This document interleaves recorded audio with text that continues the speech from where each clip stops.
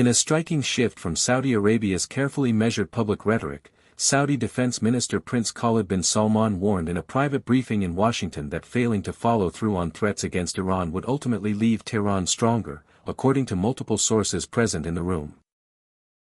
The message, delivered behind closed doors on Friday, stood in sharp contrast to recent Saudi statements urging restraint and diplomacy, and to concerns Crown Prince Mohammed bin Salman personally conveyed to President Trump just weeks earlier, concerns that played a role in Trump's decision to delay military action. Prince Khalid, widely seen as the Crown Prince's closest confidant and most trusted envoy, was in Washington as the region braces for the possibility of U.S. military action and an Iranian response that Tehran has vowed would be unprecedented. While the White House has ordered a significant U.S. military buildup in the Gulf, officials insist the president has not yet made a final decision and remains open to diplomacy. That said, U.S. officials acknowledge there are currently no serious direct negotiations underway, and little indication Tehran is willing to accept the maximalist terms Washington has laid out.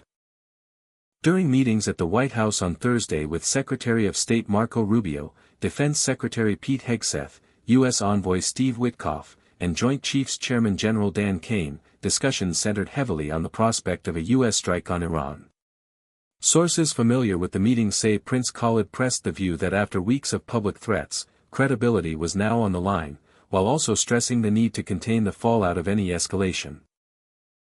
Publicly, Riyadh has struck a cautious tone. Earlier this week, Crown Prince Mohammed bin Salman told Iran's president that Saudi Arabia would not allow its airspace to be used for an attack, and the kingdom reiterated its respect for Iran's sovereignty while calling for a diplomatic solution. But behind the scenes, Prince Khalid's message was more blunt. In an hour-long private session with think tank experts and representatives from several Jewish organizations, he argued that backing down now would embolden the Iranian regime rather than restrain it. At this point, if this doesn't happen, it will only embolden the regime, Prince Khalid said, according to sources present.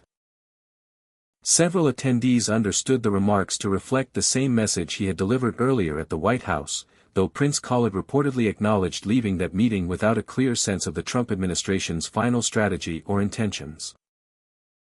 One possible explanation for the change in tone, according to people familiar with the discussions, is a belief in Riyadh that President Trump may already be leaning toward military action, and that Saudi Arabia does not want to be seen as publicly resisting a move it believes may be inevitable.